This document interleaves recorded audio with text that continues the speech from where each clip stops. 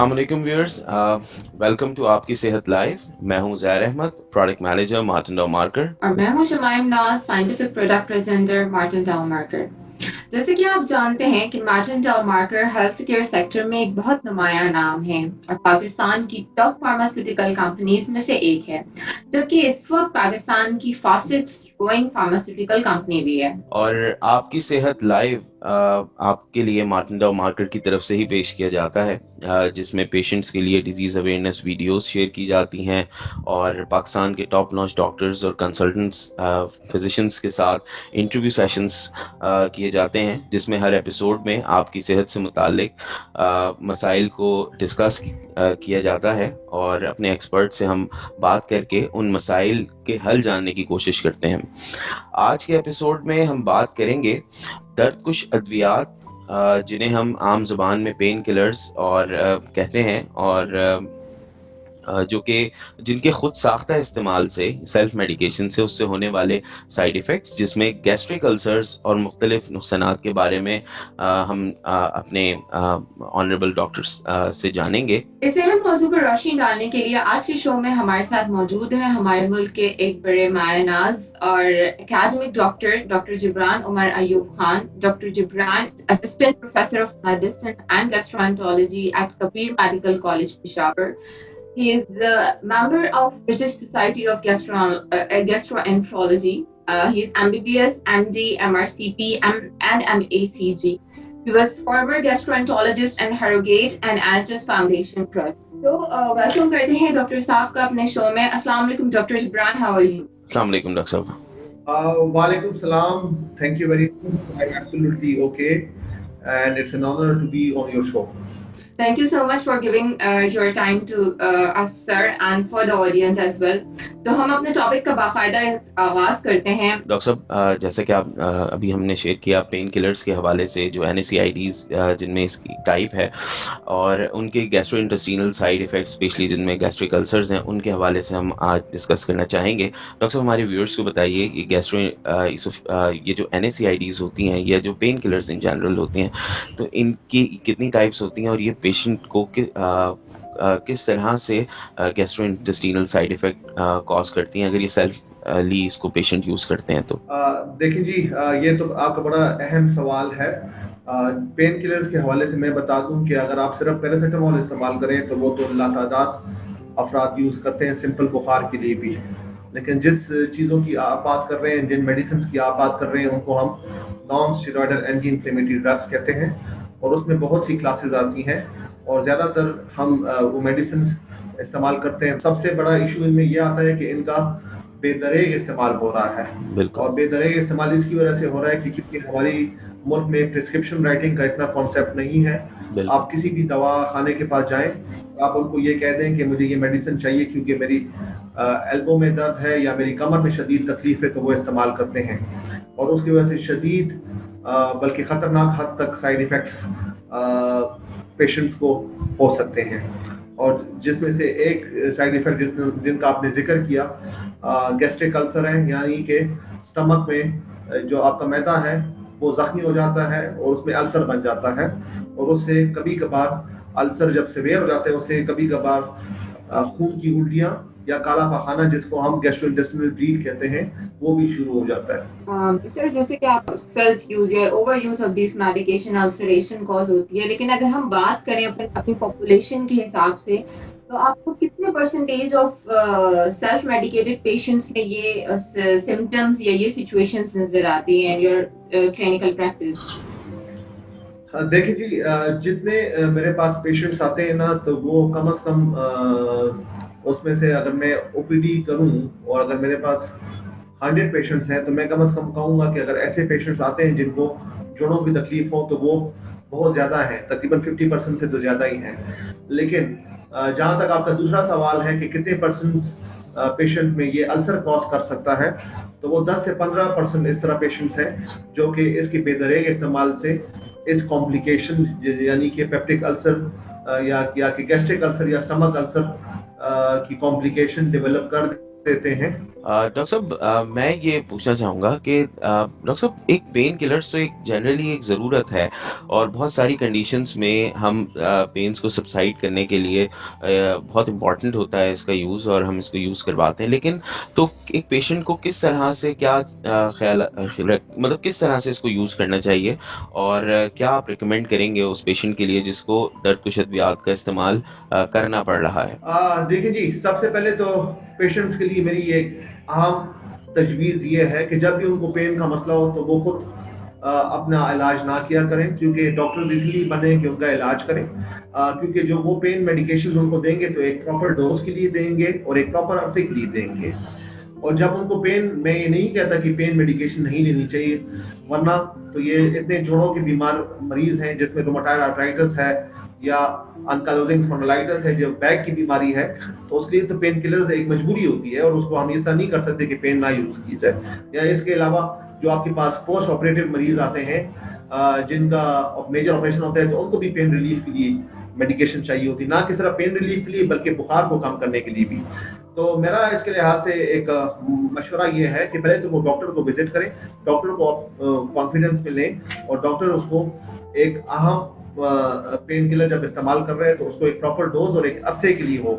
ये ना हो कि वो 3-4 महीने नादरेग इस्तेमाल कर रहा हो और किसी क्वैक से उसने इलाज किया हो, और जब हमारे पास आए तो वो ऑलरेडी कॉम्प्लिकेशन डेवलप कर दिया करे। दूसरा ये है कि हमने जब पेन किलर देनी है और देनी चाहिए भी, जिन लोगों को जरूरत है, तो उसमें हम पेन किलर के साथ साथ कोई ऐसी दवाई भी देनी चाहिए कि जो उसकी कॉम्प्लिकेशंस को प्रिवेंट कर सके। यानी कि जो जख्म बनाना होता है पेन किलर ने, उसको प्रिवेंशन की कोशिश करता है। तो एक दफा वो एक जगह एक अटैकिंग मैकेनिज्म है, दूसरी जगह एक डिफेंसिव मैकेनिज्म है, तो वो हम पेशेंट को तजवीज़ कर सकते हैं। सर, आपने ऐसी मेडिकेशंस, ऐसे कुछ फॉर्मूलाज या कंपोजिशंस डिस्कस की जो कि along with that in the prescription दी जाती हैं और अपने हमारे पेशेंट्स को अनसेट्स के इफेक्ट से, साइड इफेक्ट से प्रिवेंट करने के लिए देना जरूरी है, जो सेल्फ मेडिकेशन के केस में पेशेंट्स नहीं ले रहे होते। और हमारे व्यूअर्स ये भी जरूर जानना चाहेंगे, क्या एनसिड्स के अलावा और भी कोई ऐसी ड्रग्स हैं या ऐसी कोई मेडिसिन हैं जो कि एसिडिटी कॉज कर रही होती हैं या इन लॉन्गर रन अल्सरेशन कॉज कर रही होती हैं पेशेंट्स के अंदर? ये भी आपका बहुत ज़्यादा आम सवाल है और इस पे मैं रोशनी डालना चाहूँगा। देखिए, एनएसएइड्स वाहिद कल्प्रिट्स नहीं है जो कि अल्सर कॉज कर सकते हैं, ठीक है। हमारे साथ एक दूसरी ड्रग्स है जिसको हम स्टेरॉइड्स कहते हैं, जो कि डेल्टाकॉर्टिल के नाम से आती हैं, और वो भी ना सिर्फ अल्सर कॉज करती हैं, ना सिर्फ मैदे में सूजन कॉज करती हैं, बल्कि आपकी इम्यूनिटी को भी लोअर कर सकती हैं, ठीक है। तो एक स्टेरॉइड भी हमारे पास ऐसे मेडिसिन हैं कि जो आपकी, क्योंकि स्टेरॉइड्स के बारे में हमने सुना है कि ये गैस्ट्राइटिस कॉज करती हैं और इन्फ्लेमेशन कॉज करती हैं गट में। तो स्टेरॉइड भी ऐसी ड्रग्स हैं जिसकी वजह से ये कॉम्प्लिकेशंस हो सकती हैं, और इसलिए हम कहते हैं ना कि जब हमारे पास ऐसे मरीज आते हैं तो उनको हम ये नहीं कहते कि हमने उनको मेडिसिन नहीं देनी, लेकिन एक प्रॉपर वक्त के मुताबिक, एक प्रॉपर डोज के मुताबिक और एक क्वालिफाइड डॉक्टर के मशवरे के मुताबिक वो इस्तेमाल करनी चाहिए। डॉक्टर साहब, अगर एक लंबे अरसे तक दर्द कुशत ब्याज के इस्तेमाल की वजह से अल्सर कॉज हो जाए, तो अब पेशेंट को क्या करना चाहिए, और ऐसे पेशेंट के लिए आपकी रिकमेंडेशन क्या है कि वो किस तरह से इस अल्सर को हील करे और किस तरह से इस नए मर्ज से छुटकारा हासिल करे? देखिए जी, जो लोग लॉन्ग टर्म मेडिकेशन इस्तेमाल करते हैं और जैसे आपने कहा कि अल्सर डेवलप हो गया है, तो इसमें कोई घबराने की बात नहीं है। हर दवा की कोई ना कोई साइड इफेक्ट्स होते हैं, इवन सिंपल ड्रग्स आप ले लें उनकी भी साइड इफेक्ट्स होते हैं, लेकिन दवा लेना तो मजबूरी होती है। लेकिन एक दफ़ा जब अल्सर डेवलप हो जाए तो वो अल्सर की नोयत पे डिपेंड करता है, ठीक है। अगर स्मॉल अल्सर्स हैं तो उसके लिए हम ओरल मेडिकेशन इस्तेमाल करते हैं, जिसमें ओरल ओमेप्राजोल आती है। लेकिन अगर आपके पास लार्ज अल्सर्स हैं और उसकी नोयत कुछ इस तरह है, तो उसमें हम आईवी ड्रग्स भी इस्तेमाल करते हैं, जिसमें आईवी ओमेप्राजोल आती है। या कभी कभार अगर वो अल्सर कॉम्प्लिकेट हो जाता है और उससे ब्लीडिंग शुरू हो जाती है, और मरीज में ऐसे अलामात आ जाते हैं कि उसमें कॉम्प्लिकेटेड सिनारियो आ जाता है, तो उसके लिए हम एंडोस्कोपी भी कर सकते हैं। और एंडोस्कोपी की मदद से हम वो अल्सर को लोकेट करते हैं कि अल्सर कहाँ पे है, उसकी बॉर्डर्स कैसे हैं, और उसके साथ उसको ट्रीट करने की कोशिश करते हैं। तो उसके लिए बहुत सी मोडेलिटीज़ हैं। उसमें कुछ इंजेक्शन भी आते हैं, उसमें जो है क्रायो, उसमें जो है बेसिकली एपिनेफ्रीन का जो इंजेक्शन है वो भी इस्तेमाल कर सकते हैं। और उसके अलावा कुछ और मोडेलिटीज़ हैं वो भी हम लगा सकते हैं ताकि मरीज को इलाज हो सके मरीज का। सर, जैसे कि आपने डिस्कस किया कि उनको ट्रीट किया जा सकता है डिपेंडिंग कि उनकी इंटेंसिटी कितनी है और पेशेंट का अल्सर कितना सीवियर है। अगर हम टाइम पीरियड के हवाले से बात करें तो कितना टाइम लगता है फॉर दिस ट्रीटमेंट अल्सरेशन के, जो कि एनसिड इंड्यूस्ड अल्सर्स है? अच्छा जी, ये भी बड़ा आम सवाल है। देखिए, एनएसिड इंड्यूस अल्सर तो आप एक तो क्लिनिक प्रेजेंटेशन से डायग्नोज हो जाएगा कि अल्सर है, आपको शक हो जाएगा, और फिर एंडोस्कोपी से वो कंफर्म हो जाता है। जब हम एंडोस्कोपी से एक चीज़ कंफर्म कर लें और उसके बाद हम थेरेपी स्टार्ट दे देते हैं ड्रग्स के फॉर्म में या किसी भी और फॉर्म में, तो कम से कम 6 to 8 वीक्स लगते हैं अल्सर को हील होने में। तो इसलिए कभी कभार हम रिकमेंडेशन ये है कि हम 6 to 8 वीक्स टाइम दें, और उसके बाद अल्सर को कंफर्म करने की, हील करने के लिए हम दोबारा एंडोस्कोपी करते हैं, ताकि हम देख लें कि जो अल्सर जहाँ पे बना था तो वो भी हील हुआ है या नहीं है। ठीक है, सिर्फ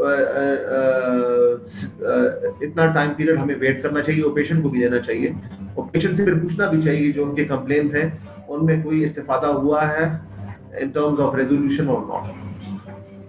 तो मेरे ख्याल से 8 वीक्स तो कम से कम सब्र करना चाहिए। दूसरा सर, मैं एक इम्पॉर्टेंट इस हवाले से और सवाल ये करना चाहूँगा कि ऐसे तमाम मरीज जो कि NSAIDs को यूज़ कर रहे हैं, क्या अल्सर के अलावा भी गैस्ट्रिक साइड इफेक्ट्स उनके लिए होते हैं? देखिए जी, मैंने अपनी गुफ्तगू के दौरान बहुत सी चीज़ें पे वो की। एक तो अल्सर है, अल्सर तो है, अल्सर तो कॉज होगी। दूसरा जो मेन, अभी हर अल्सर तो ब्लीडिंग कॉज नहीं करता। दूसरी जो लाइफ थ्रेटनिंग कॉम्प्लिकेशन है जो कि नॉन स्टेरॉइड इन्फ्लेमेटरी ड्रग्स है, वो गैस्ट्रोइंटेस्टिनल ब्लीडिंग है। मतलब मैदे की जगह से इतनी सिविरिटी हो जाती है कि वो उसकी वजह से ब्लीडिंग शुरू हो जाए, और ब्लीडिंग जो है वो लाइफ थ्रेटनिंग होती है। ठीक है ना? इसलिए कभी कभार हम कहते हैं ना कि जो पेशेंट्स हमारे पास आते हैं, आप किसी भी हॉस्पिटल में देख लें इमरजेंसी में खून की उल्टियों के साथ, तो उनमें से सबसे बड़ी वजह एक तो जो आती है वो जो हेपेटाइटिस बी और सी के पेशेंट नहीं होते, तो उसमें एनएसएड इंड्यूस्ड गैस्ट्राइटिस भी होता है। ठीक है, एनएसएड इंड्यूस्ड गैस्ट्राइटिस का मतलब यह है कि वो मैदे में सूजन इतनी ज्यादा हो गई है उससे अल्सर डेवलप, और वो अल्सर फट गया और उसकी वजह से ब्लीडिंग हो गई है। तो ब्लीडिंग भी एक बहुत बड़ा साइड इफेक्ट है जो कि इससे हो सकता है, और वो उसी वक्त प्रिवेंट हो सकता है कि जब हम इसका एहतियात से इस्तेमाल करें। मैं ये नहीं कर रहा कि इसका इस्तेमाल नहीं करना चाहिए, इसका इस्तेमाल ज़रूर करना चाहिए जिन पेशेंट को ज़रूरत हो, लेकिन हर चीज़ एतदाल में होनी चाहिए। बिल्कुल सर, एज यू सेड, ये बहुत जरूरी है कि ऐसी मेडिसिन्स को under the supervision of a consultant या अ फिजिशियन इस्तेमाल किया जाए, क्योंकि उसके बगैर ज्यादा दिन ट्रीटमेंट ज्यादा सीवियरिटी इंड्यूस हो सकती है। अगर हम इस अपनी पूरी कन्वर्सेशन को कंक्लूड करना चाहे तो आप हमारे व्यूअर्स के लिए कोई ऐसा मैसेज देना चाहेंगे so that they can prevent themselves from self-medication and from going into the complexities that come along with the use of NSAIDs and other such drugs? मेरा अपने व्यूअर्स को यही एक बहुत बड़ा पैगाम होगा कि आप दवा ज़रूर यूज़ करें, लेकिन दवा के लिए जो है डॉक्टर्स बने हुए हैं। डॉक्टर से आप हमेशा अपॉइंटमेंट्स लें, और चाहे वो हॉस्पिटल की आउटडोर में हो, चाहे उनके प्राइवेट क्लिनिक्स हो, जहाँ पे भी हो, आप उनसे मशवरा लेके ये मेडिसिन यूज़ करें। ठीक है, और दूसरा ये है कि कभी भी इन चीज़ों से ना घबराएं कि आपको कोई गलत मशवरा दिया जाएगा। डॉक्टर ने भी एक हिपोक्रेटिक ओथ दिया होता है, और उस ओथ के मुताबिक हमारी 2 चीज़ें हैं। एक तो ये है कि हमारी एक पेशेंट के साथ एम्पैथी होती है, जिसमें हम पेशेंट के साथ बहुत ज़्यादा हमदर्दी करते हैं, और दूसरा जो है प्रिंसिपल ये है कि अल्ट्रुइज्म, कि हमने अपने पेशेंट को नुकसान नहीं पहुंचाना होता, और हमने पेशेंट को फ़ायदा अपनी तरफ से पहुंचाना होता है।